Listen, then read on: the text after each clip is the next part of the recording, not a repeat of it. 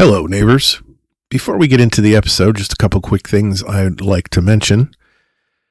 If you go to the podcast website, neighborontheleft.com, there's a whole bunch of things for you to check out there, including the contacts page, where you can see all of the social media links. And these days, I do post a lot of stuff just about daily on Instagram, TikTok, and Facebook. A lot of interesting stuff there. If you stop by, please like, share, and follow if you would. Also on the website, there is the episodes section where you can download or stream any episode of the podcast going all the way back to the beginning. And of course, the blog section. I make a post for every episode of the podcast, and it includes all of the sources that I use. All right, let's start the episode. I want to try something a little bit different today. Are you ready? I'm not going to begin by telling you what to think. I'm not even going to begin by telling you who I think is right. Instead, I want to conduct an experiment of sorts. We're going to take three major national news stories, three stories that generated strong opinions, political arguments, social media outrage, and the usual digital food fight where everybody arrives armed with certainty and nobody remembers, to bring a napkin. For each story, we're going to look at three different news articles. One from a left-leaning outlet, one from a center outlet, and one from a right-leaning outlet. So 3 stories, 9 articles, and presumably one reality. Now, we're not just going to ask whether the facts are technically correct. And that matters, obviously, but we're going to also look at the headline, the opening paragraphs, which facts appear immediately, which facts are buried halfway down the page, which facts never appear at all.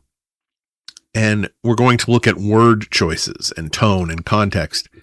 And we're going to ask how well the original reporting held up once more information became available. Because here's the tricky part. 3 journalists can cover the same event. They can all avoid making a single outright false statement, and yet 3 different audiences can walk away believing 3 noticeably different things happened. How much work does a headline do before you even open the article? How much does the first paragraph shape everything that comes after it?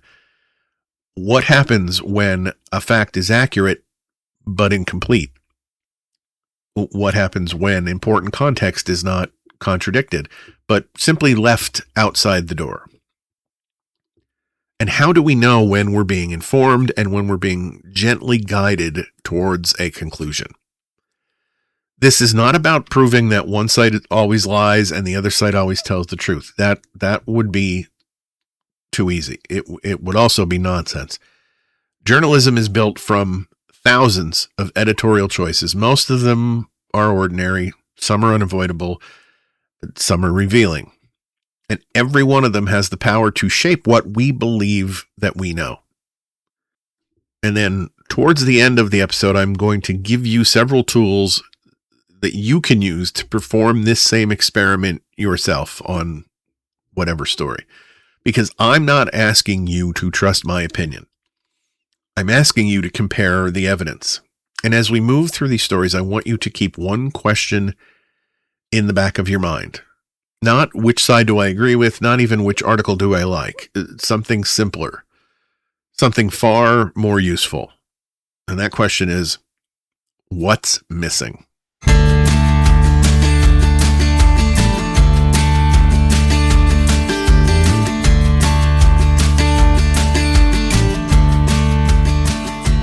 Hello, neighbors. You're listening to a Friday edition of Back Porch Files from your neighbor on the left, the podcast about progressive politics, human decency, and life on the blue side of America's ideological divide.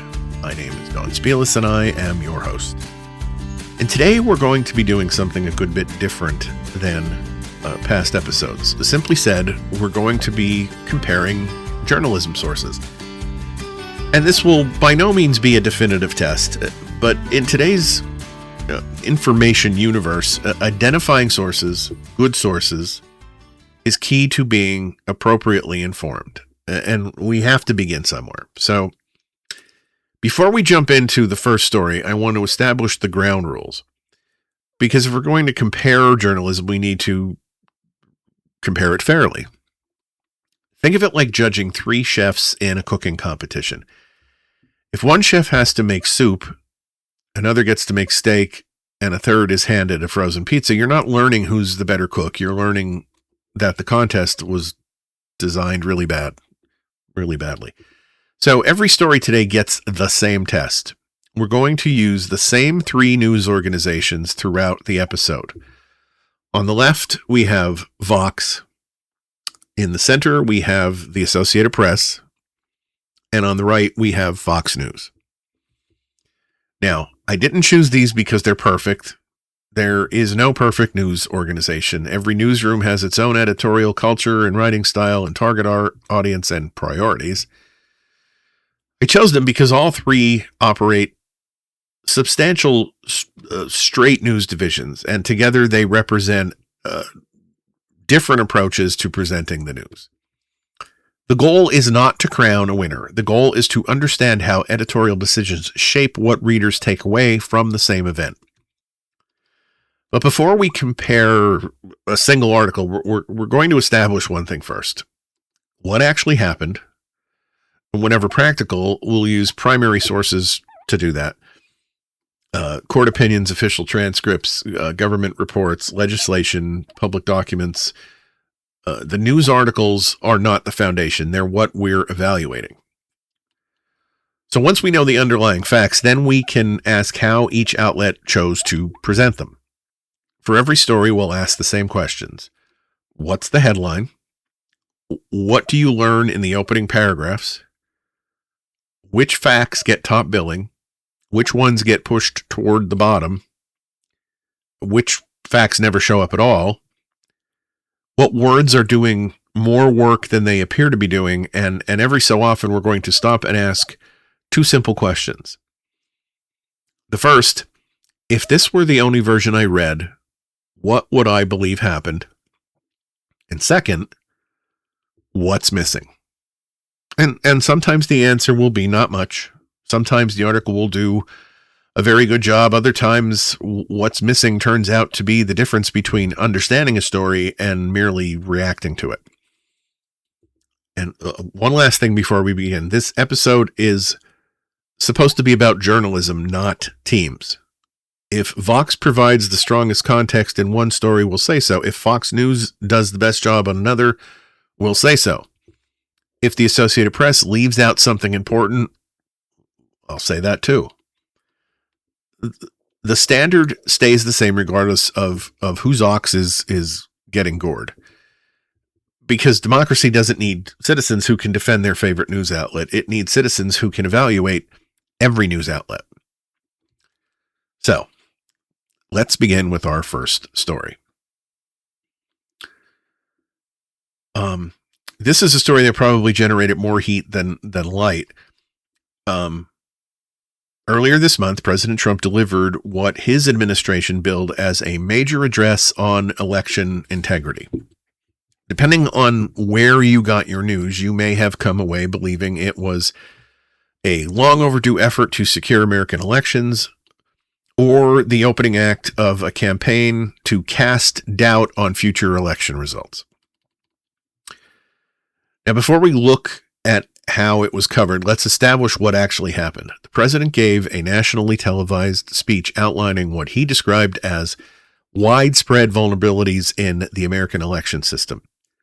He argued that foreign influence, outdated voter rolls, weak voter identification standards, and administrative failures threaten public confidence in elections. During the speech, he called for a variety of federal actions and repeated several familiar claims about election security, including allegations involving non-citizen voting, foreign interference, and voting systems. Some of those claims referred to real issues that have been documented in limited contexts, Others relied on disputed interpretations of publicly available information. Still others echoed allegations that have been examined repeatedly over the past several years without supporting evidence sufficient to demonstrate any widespread fraud. The important point for today's discussion isn't whether you agree with the president. It's this. Every newsroom covering that speech had exactly the same raw material. The same speech, the same transcript, the same public statements, the same opportunity to decide what deserved the headline. So let's see what they did.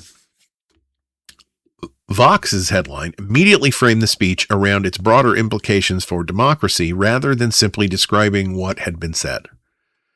Before readers even reached the first paragraph, they were being encouraged to interpret the speech as part of a larger pattern. The Associated Press took a noticeably different approach. Its headline focused primarily on the event itself, identifying the president, the speech, the central subject, without reaching as quickly for broader conclusions. Fox News went in another direction. Its headline emphasized the administration's stated objective of protecting election integrity and restoring public confidence, presenting the speech primarily through the president's own rationale. So notice something already. None of those headlines is necessarily false. They simply answer different questions. One tells you why the speech matters. One just tells you what happened, and one tells you why the speaker says it happened.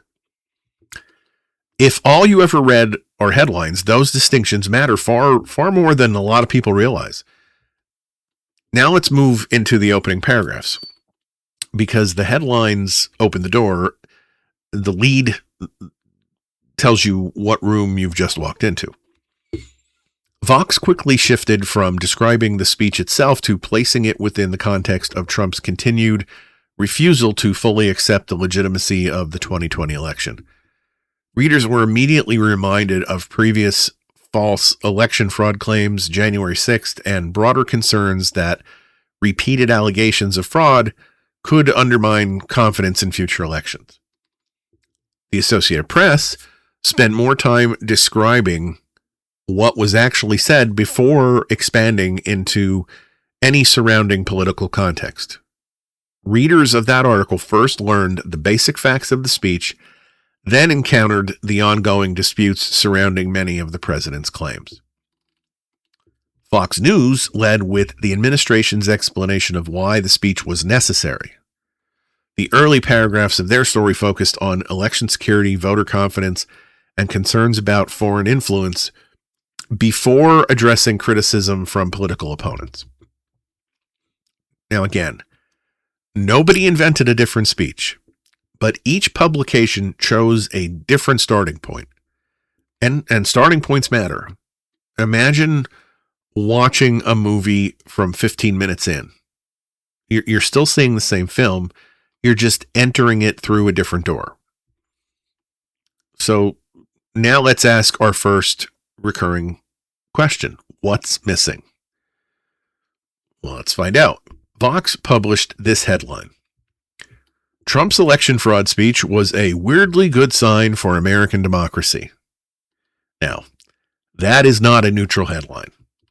It doesn't merely tell you what Trump said. It doesn't even primarily tell you that his claims were false. It gives you Vox's conclusion about the political significance of the speech before you have read a single word of the article. And it's a surprising conclusion. A speech filled with unsupported claims about election fraud was somehow a good sign for democracy. That headline is designed to make you curious. It also frames the article around Trump's weakness. Vox's argument was not that the speech was harmless. It was that Trump failed to produce convincing new evidence, failed to create much momentum even among his allies, and demonstrated that his ability to bend the election system to his will may be more limited than people fear. That is analysis. It may or may not be persuasive analysis, but it is still analysis embedded directly in the headline of what we are treating as the left side version of the story. The Associated Press took a much more direct approach. Trump says these documents prove his false claims of election fraud. Here's what they really say. That headline also reaches a conclusion. AP does not leave open the possibility that Trump's broader election fraud claims may be correct. It calls them false. But then it makes a specific promise to the reader. Trump says the documents prove something. We'll examine the documents. Here's what they actually establish. That places the evidence, rather than Trump's political strength or weakness, at the center of the story. Fox News chose this headline. Read the documents. White House releases election integrity files after Trump speech. Vox tells the readers what the speech means politically. AP tells the readers that Trump's conclusion is unsupported and promises to examine the evidence. Fox tells readers that documents have been released and invites them to read them. Now, on its face, that sounds like the most restrained of the three, but restrained language can still create a frame. The phrase election integrity files adopts the administration's description of the material. It gives the documents an air of official coherence before explaining whether they actually support the president's claims. So before we even reach the articles, three readers have been given three different assignments. The Vox reader is asking, is Trump becoming less dangerous? The AP reader is asking, what do these documents actually prove? And the Fox reader is asking, what information has the White House finally released? Again, same speech, same documents, three entirely different doors into the story. Now let's move into the opening paragraphs, because headlines open the door. The lead tells you what room you've entered. Vox opened by acknowledging the obvious. Trump's speech was filled with falsehoods about the 2020 election. But it quickly pivoted away from fact-checking each individual claim and toward the speech's lack of political force. The article argued that Trump produced no dramatic new evidence, generated a fairly muted response, and appeared constrained by courts, Congress, election administrators, and even members of his own party. In other words, Vox treated the speech less as an election security story and more as an authoritarian power story. The central question was not simply, was Trump telling the truth? It was, does Trump have the power to turn these claims into action? The Associated Press went directly into the documents. Trump claimed China acquired data involving roughly 220 million American voters. And AP explained that acquiring voter registration data is not the same as changing votes or manufacturing ballots or altering results. Trump cited a Michigan voter registration investigation. AP explained that the FBI investigated the matter and found no criminal violation. Trump claimed that hundreds of thousands of non-citizens appeared on voter rolls. AP explained that the underlying review relied on incomplete and potentially error-prone database comparisons and did not establish that those people had ever illegally voted. That distinction is the beating heart of the AP article.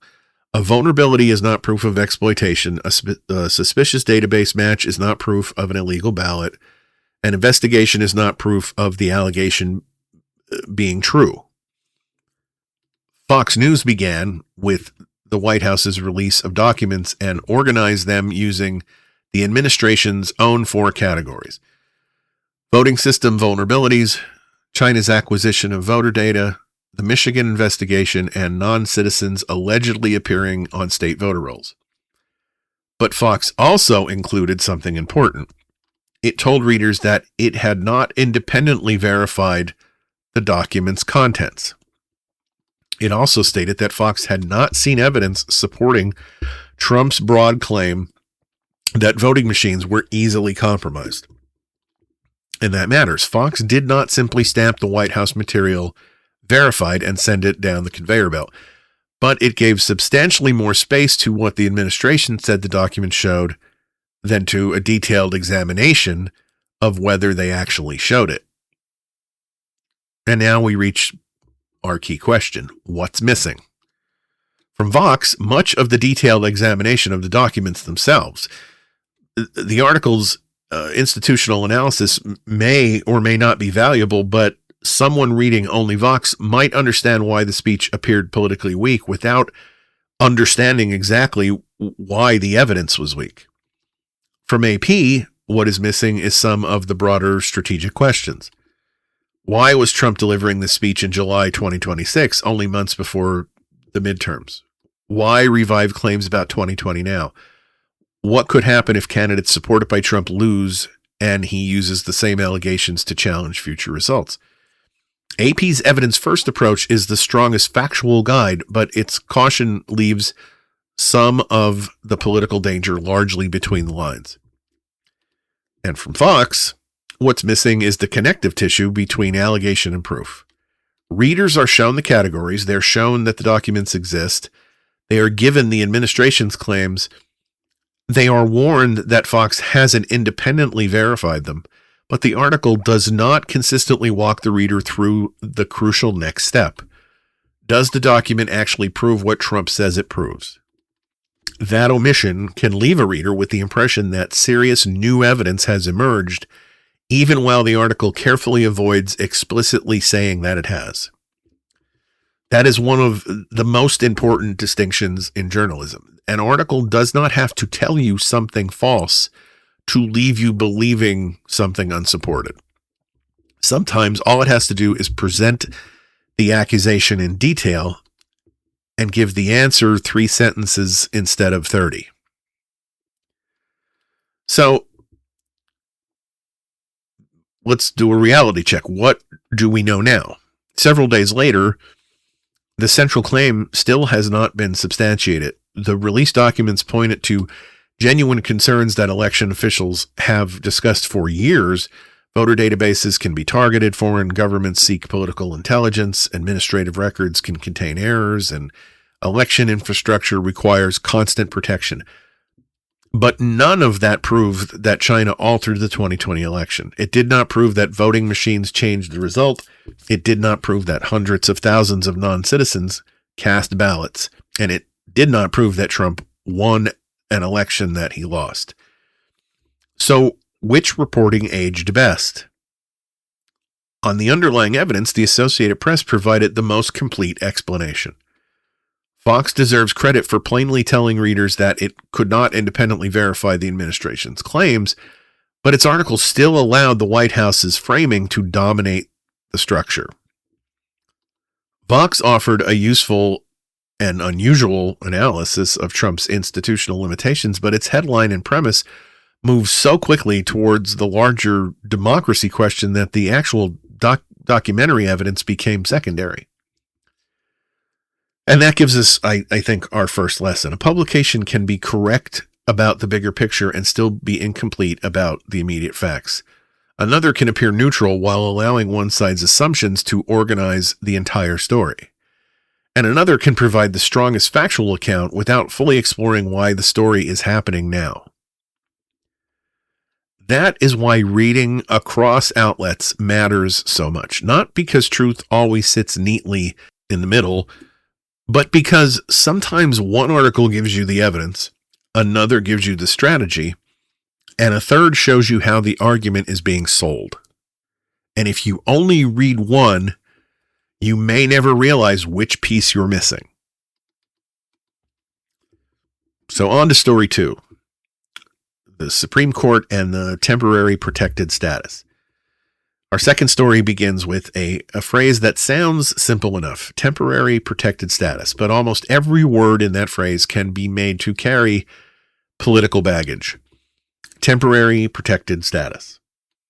Depending on which article you read, the people covered by this program can sound like lawful residents losing government protection, migrants whose temporary permission has finally expired, or human beings facing deportation into war zones. Same program, same Supreme Court decision, very different picture. So before we compare the coverage, let's establish what actually happened. Temporary protected status, usually called TPS, was created by Congress in 1990. It allows the federal government to protect people who are already in the United States when conditions in their home countries make returning unsafe. Those conditions can include war, natural disasters, political collapse, or other extraordinary dangers. TPS does not grant citizenship. It does not create permanent residency. But while the designation remains in effect, recipients can generally live and work legally in the United States and are protected from deportation. Haiti received TPS after the catastrophic 2010 earthquake, and the designation was later extended as the country endured political upheaval and gang violence and humanitarian collapse and the assassination of its president. Syrians received protection because of the country's long civil war and the dangers created by continuing violence and displacement and instability. The Trump administration moved to terminate those protections. The affected migrants sued, arguing not merely that the administration had made a cruel decision, but that the Department of Homeland Security had failed to follow procedures required by federal law. Lower courts issued orders postponing the terminations while the lawsuits continued. Then the cases reached the Supreme Court. And on June 25th, the court ruled that the plaintiffs were not entitled to court orders delaying the terminations during the litigation. The majority concluded that the TPS statute barred judicial review of their non-constitutional claims concerning the government's termination process. The practical result was enormous. The administration could move forward with ending protection for roughly 350,000 Haitians and several thousand Syrians, exposing them to the loss of work authorization and possible deportation. That is the factual foundation. Now let's look where the three outlets pointed the camera. Vox used this headline: "The Supreme Court lets Trump deport people back to war zones." That headline does not begin with the legal doctrine. It does not mention judicial review. It does not mention the statutory interpretation at the center of the case. It begins with the human consequence. People may be deported, and the places they may be sent are described as war zones. And that framing is unmistakably moral. Before the article begins, readers are being asked to view the ruling through the danger awaiting the people affected by it. The Associated Press used a more institutional headline: "Supreme Court lets Trump administration end legal protections for Haitians and Syrians." The AP tells you who acted, what the administration may now do, and who will be affected. The phrase legal protections is important. It reminds the reader that these people were not simply hiding from immigration authorities or remaining in the country without any recognized status. They possessed lawful federal protection. Fox News placed the TPS ruling inside a broader story and used this headline: "Supreme Court hands Trump two major immigration victories." That article also covered a separate asylum decision issued the same day. But the framing is immediately political. Trump won, not the Department of Homeland Security, not the government's interpretation of the statute. Trump. And he did not merely receive two favorable rulings, he received two major immigration victories. Now, all three headlines are defensible.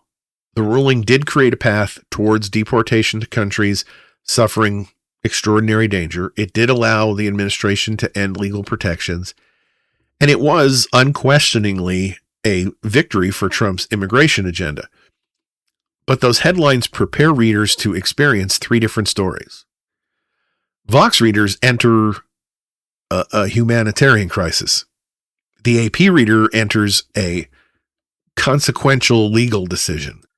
Fox News readers enter a political victory. Now look at how these articles develop those frames. Fox begins with the court ruling permitting the administration to disregard procedural rules that the plaintiffs argued governed the TPS program. It immediately emphasizes that the program exists for people from countries torn apart by war and disaster or other conditions. The article explains the legal dispute, including the statutory language restricting judicial review, but its central concern remains the danger facing the people who may now lose protection. Fox also uses openly forceful language. It describes Haiti and Syria in terms of violence and instability and places Trump's past rhetoric about Haitians within the discussion of the discrimination claim. And that context is relevant. Justice Elena Kagan's dissent also addressed evidence the plaintiffs offered regarding racial hostility. But Vox's framing leaves little mystery about where the writer's sympathy lies. The Associated Press gives readers a wider angle account. It explains the 6-3 ideological division of the court.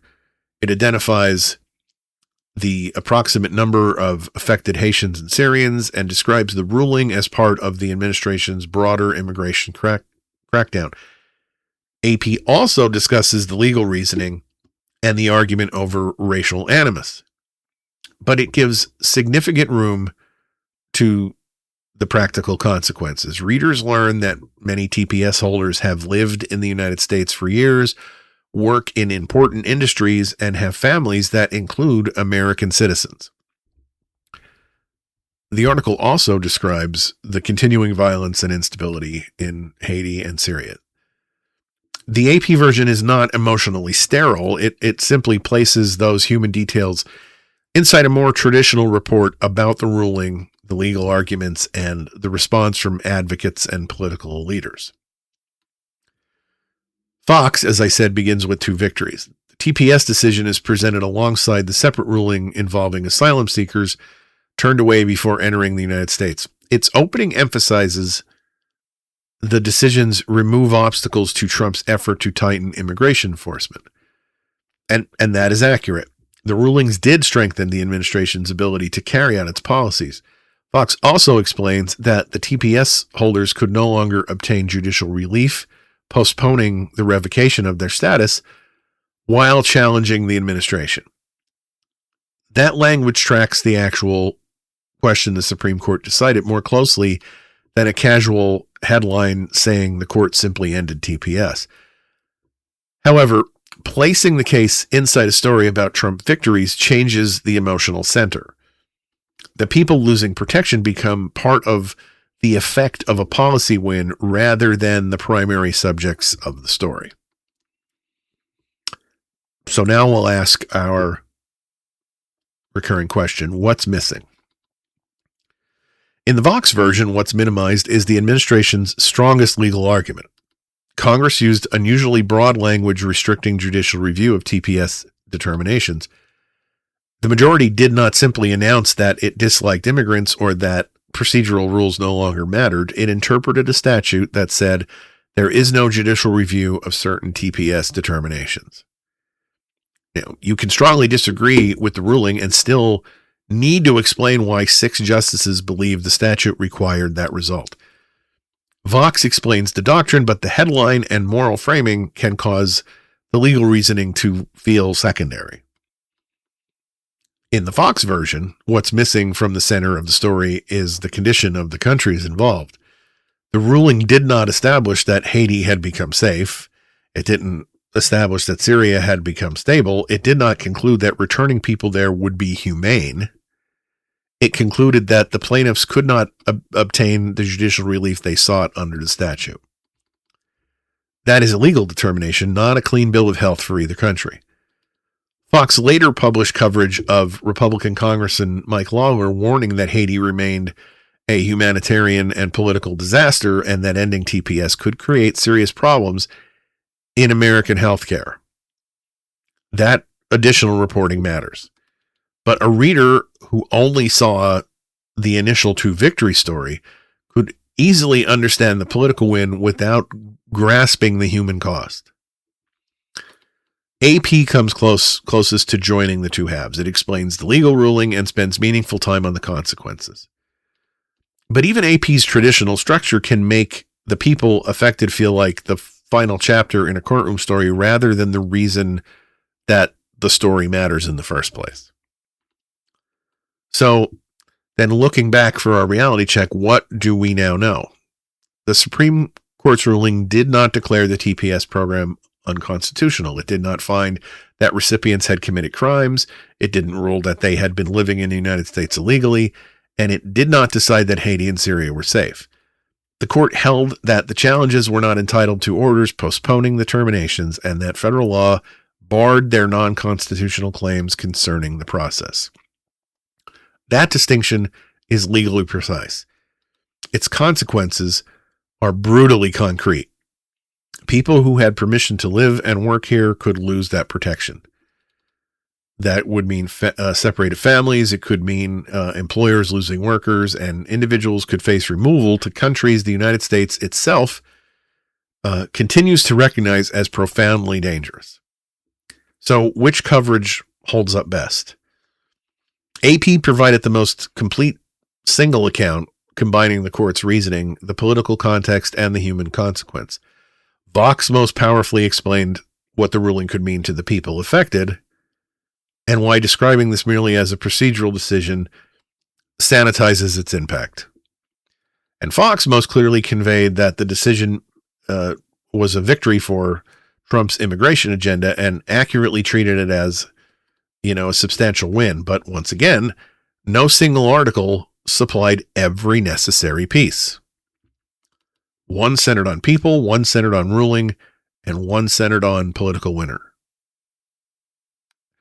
So what's the lesson from story 2? When a court makes a decision, do not ask only who won. Ask exactly what the judges decided. Ask what they did not decide. And then ask what happens to real people after the legal language leaves the courthouse. Because the sentence, the government has the authority, may settle the lawsuit. It does not settle whether the government is right to use that authority. All right, so on to story 3. The renewed U.S. conflict with Iran. The third story is the largest and, I would say, the most dangerous of the three. A political speech can poison trust, and a Supreme Court decision can change hundreds or thousands of lives, but a war can swallow everything. Lives, money, diplomacy, political careers, and if it goes badly enough, entire countries. The United States and Iran entered direct conflict on February 28th when President Trump announced that American forces had begun major combat operations against Iran. The administration said its objective included eliminating threats to Americans, degrading Iran's missile and military infrastructure, protecting shipping, and preventing Iran from obtaining nuclear weapons. By June, the United States and Iran had reached a preliminary agreement intended to create a negotiating period, but that agreement did not produce peace. Iran attacked commercial vessels in and around the Strait of Hormuz. The United States resumed and expanded airstrikes against Iranian military and infrastructure targets. Iran retaliated against the American forces and U.S. allies throughout the region. The fighting spread. American service members were killed, civilians were killed, and what had briefly been presented as a path towards de-escalation collapsed into another cycle of attack and retaliation, and promises that the next attack would finally force the other side to back down. So that's our baseline. Ceasefire framework existed. Both governments accused the other of violating it, and things fell apart. Neither side appeared capable of controlling the escalation it claimed the other side had caused. So now let's see how the coverage framed it. Vox published an article under the headline, "Iran is showing it can still fight back." Now, that headline places Iran's remaining military capacity at the center of the story. Not whether Iran is justified, not whether the United States is winning, not whether Trump's strategy is legal. The immediate message is that Iran remains dangerous despite months of American and Israeli attacks. The phrase fight back is especially interesting. It sounds almost defensive.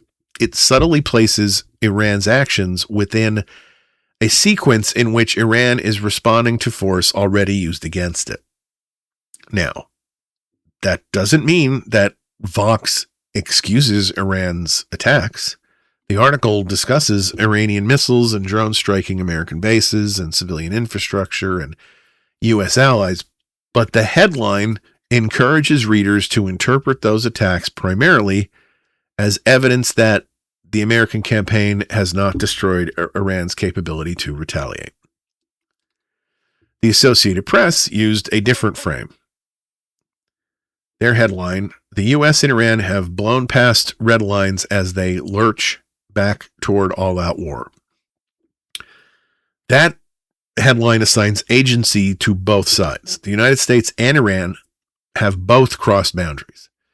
Both are moving towards a wider conflict, and the word lurch suggests something neither deliberate nor controlled. It gives the story the feeling of two governments stumbling towards a cliff while insisting they know exactly where they're going. AP's frame is escalation, not victory, not resistance, not deterrence, escalation. Fox News described the same period this way. Trump's 60-day Iran deal reaches halfway mark as ceasefire collapses into escalating war. So that headline starts with Trump's agreement. It reminds readers that there was a diplomatic framework and that the administration had attempted to create a negotiating window. But it also says plainly that the ceasefire has collapsed and the war is escalating. So the subheadline goes further, emphasizing that Washington had struck more than 300 Iranian military targets while Tehran attacked commercial vessels in the Strait. Again, none of these headlines is fabricated. None of these headlines is fake news, but each gives the audience a different main character. For Vox, the main character is Iran's surviving military power. For AP, it's the uncontrolled escalation between two governments. For Fox, it's Trump's peace framework collapsing under renewed Iranian attacks and American retaliation. So let's look at the opening paragraphs. Vox begins by challenging the assumption that months of bombing had left Iran capable of meaningful resistance. The article focuses on Iran's intensified drone and missile campaign, its attacks on American bases and regional infrastructure, and the role of Iranian-aligned forces such as the Houthis.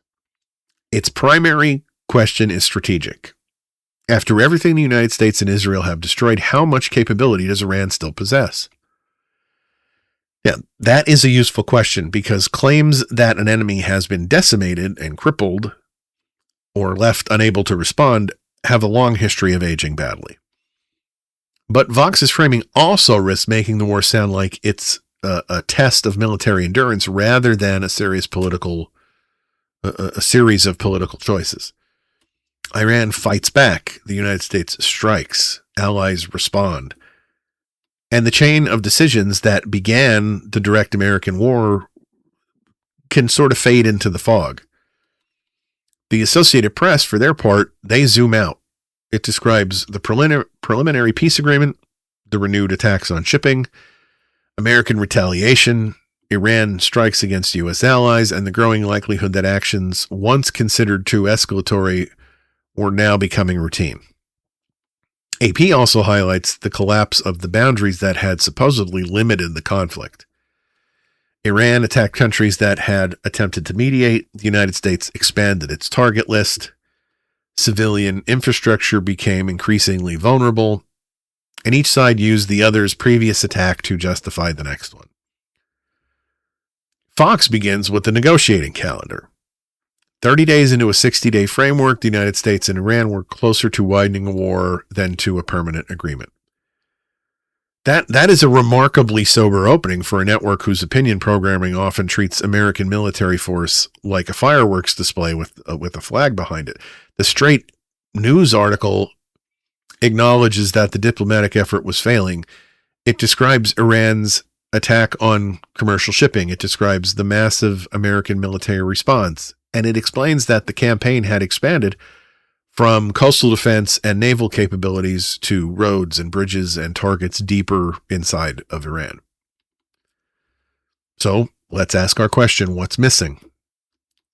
From Vox, the administration's strongest argument for escalation receives a good deal less weight than Iran's surviving ability to retaliate. The Strait of Hormuz is not a decorative strip of water. It's one of the world's most important shipping routes. Iranian attacks on commercial vessels and attempts to control the passage through the strait pose real threats to crews, global energy markets, and countries far beyond the immediate conflict.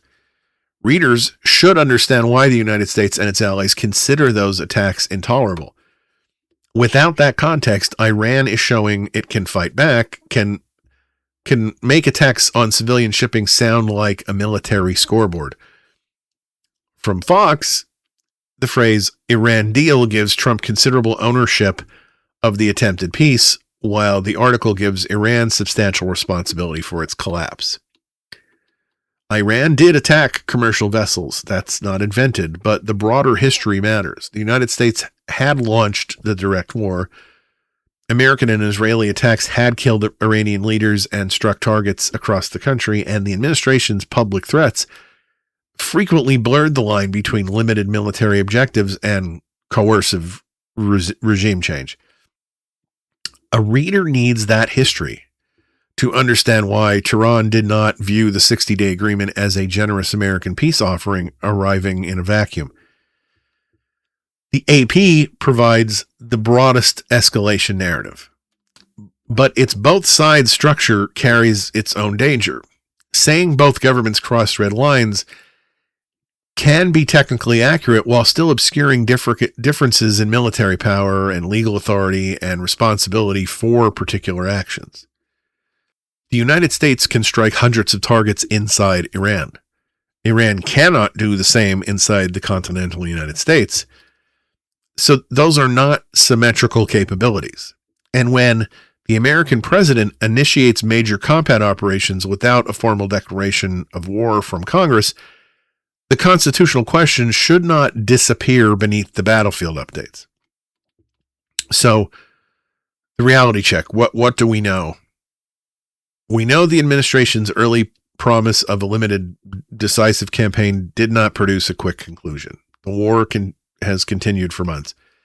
A preliminary diplomatic framework has failed, and the United States has expanded its targets. Iran demonstrated that it retained the ability to kill American troops, attack U.S. partners, threaten commercial shipping, and disrupt the regional economy. By the 21st of July, Defense Secretary Pete Hegseth told Congress that the war had cost the U.S. approximately $37.5 billion, while the administration was seeking tens of billions more, and lawmakers questioned the absence of a clear exit strategy. Now, that does not mean Iran was winning. Iran suffered enormous military losses, damage to infrastructure, and relentless attacks, but it does mean the promise that overwhelming force would quickly produce submission collided really hard with reality. So which of the three sources held up the best? The Associated Press offered the most complete picture of the reciprocal escalation and the collapse of previously understood limits. Vox most clearly challenged the triumphalist idea that Iran had been rendered incapable of fighting back. Fox did a better job than many listeners might expect of acknowledging that Trump's negotiating framework was failing and that the war was expanding. But the frame still mattered. Vox emphasized the limits of American military dominance, AP emphasized the danger of uncontrolled escalation, and Fox emphasized a diplomatic attempt undermined by renewed Iranian aggression. So, if you put them together, you get something close to the whole story. The administration attempted negotiations, Iran committed dangerous and indefensible acts, the United States answered with overwhelming force. That force did not end the threat. And both governments continued taking actions that made the next escalation much more likely. That is the lesson from this third story. War coverage is often built around verbs. Iran attacked, America responded, America struck, Iran retaliated. Every government wants its own violence to appear one step later in the sentence. Every government wants the history of the conflict to begin with the other side's last attack. So when you read about war, you need to ask more than what happened today. Ask where the timeline begins. Ask who chose that starting point. Ask what happened immediately before it. Because in war coverage, what is missing is often the sentence that explains why bombs are falling in the first place. Okay, so now let's step back for a moment. Forget Trump's election speech, forget temporary protected status, forget Iran. What happens when we place all three stories next to each other? The patterns become harder to miss. First, headlines do far more work than we admit. A headline does not merely summarize an article, it assigns importance. It tells you who the main character is. It tells you whether the story is about danger or law or politics or hypocrisy, victory, failure, human suffering. Before you read a single paragraph, the headline has already handed you a lens. Sometimes that lens is clear. Sometimes it's tinted. Sometimes it's a carnival mirror with a journalism degree.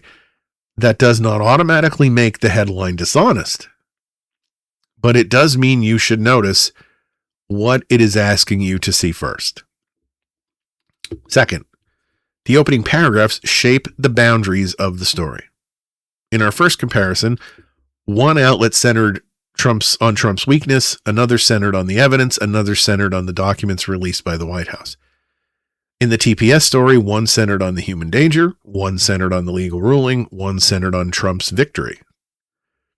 In the Iran story, one centered on Iran's ability to resist, one centered on mutual escalation, and one centered on the collapse of Trump's diplomatic framework. Those are not random differences. They are editorial choices. And most readers will never reach the 15th paragraph where the article finally introduces context that could change how they understand the first three paragraphs. And then third, omissions matter. Not every missing fact is evidence of propaganda. News stories have limits. Writers have deadlines. Editors have word counts. Sometimes a detail is absent because it just wasn't known yet. Sometimes it's absent because it genuinely does not belong in that particular article. But sometimes the missing fact is the load-bearing wall. Remove it and the whole structure tilts. In the election speech story, the missing piece might be the difference between evidence of a vulnerability and evidence that vulnerability changed an election. In the TPS story, it might be the difference between legal authority and humanitarian justification. And in the Iran story, it might be the point at which the timeline begins. Who attacked, who responded, who is allowed to call their own violence retaliation. That is why what's missing is such a useful question. It does not accuse the journalist of lying. It asks whether the article has given you enough to understand the story. Fourth, language quietly moves emotion around. Phrases like fight back, crack down, legal protection, victory, war zone, election integrity. Every one of those phrases contains factual information. Every one also contains emotional weight. You can describe the same policy as enforcement or expulsion, the same speech as a warning or a threat, the same military action as deterrence or escalation. The words do not merely decorate the facts, they help determine what the facts feel like. And feeling matters because most political persuasion doesn't begin with a spreadsheet, it begins with reaction. Finally, the strongest journalism is usually the journalism that stays closest to the underlying evidence. The transcript, the court opinion, the statute, the official report, the documented timeline. The closer an article stays to those materials, the easier it is for the reader to separate what happened from what the writer thinks it means. That does not make analysis illegitimate. Good analysis can be valuable, but analysis should sit on top of evidence, not be a substitute for evidence. This is how two intelligent, sincere people can both say they read the news and still come away believing they inhabit different realities.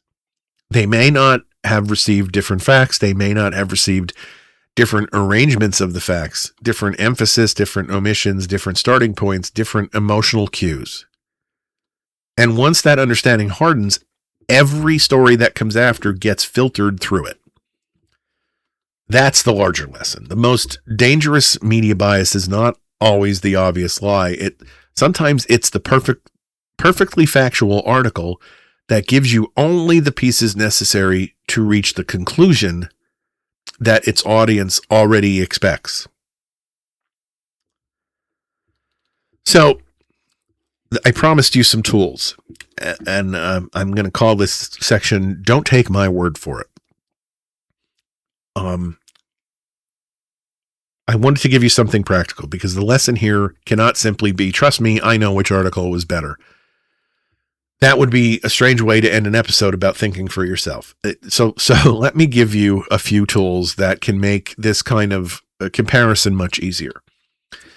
The first one is a website and an app called Ground News.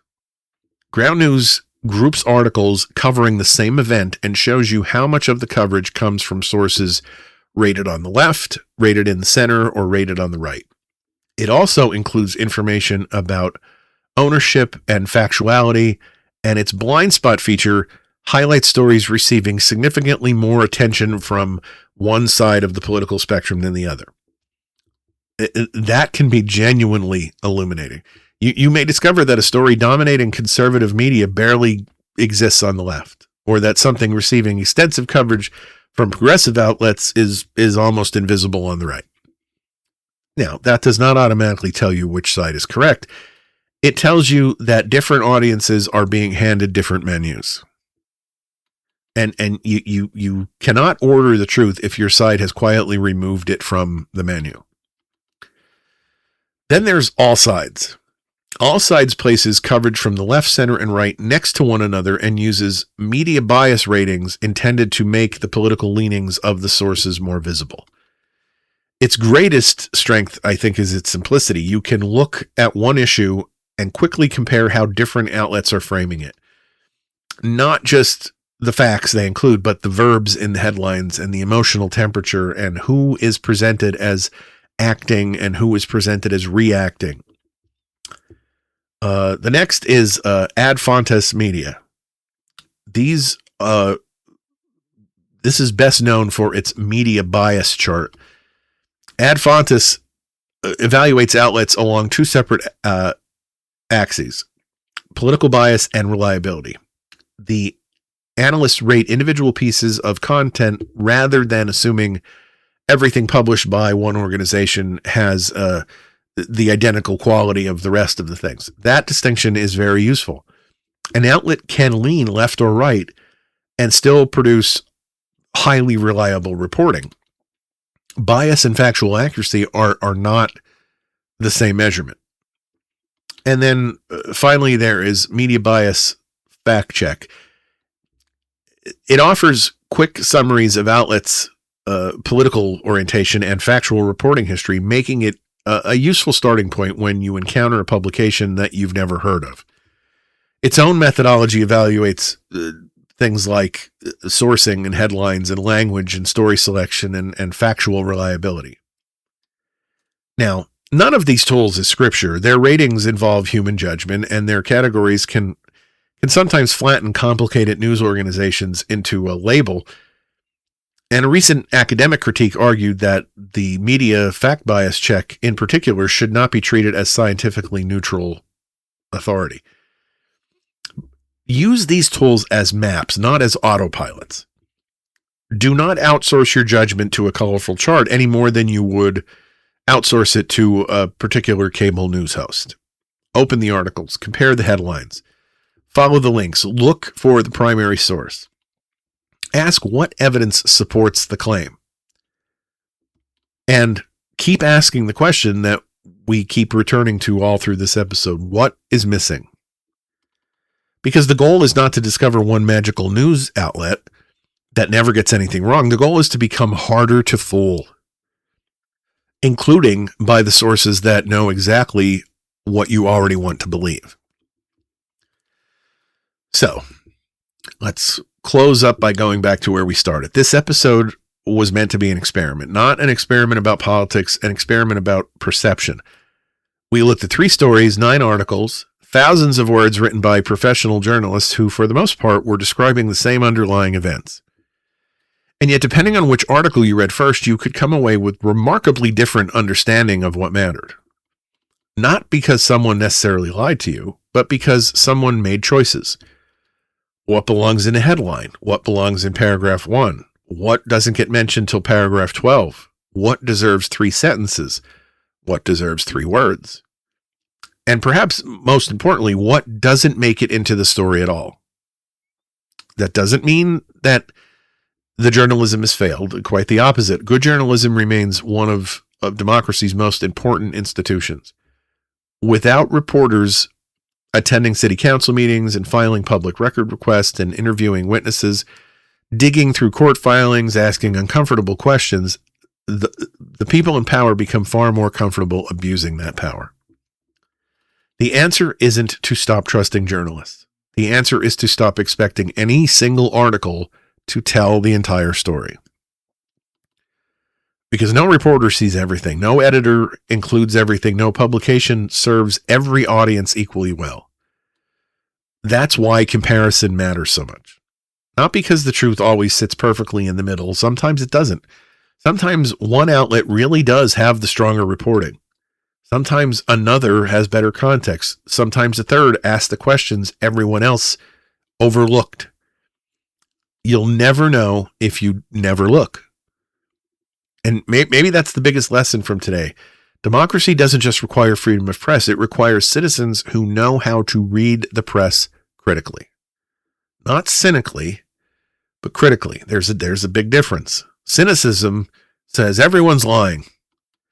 Critical thinking says, show me the evidence. Cynicism gives up. Critical thinking gets curious. So here's my challenge to you. This week, pick one major national story, read it from a left-leaning source, from a center source, from a right-leaning source.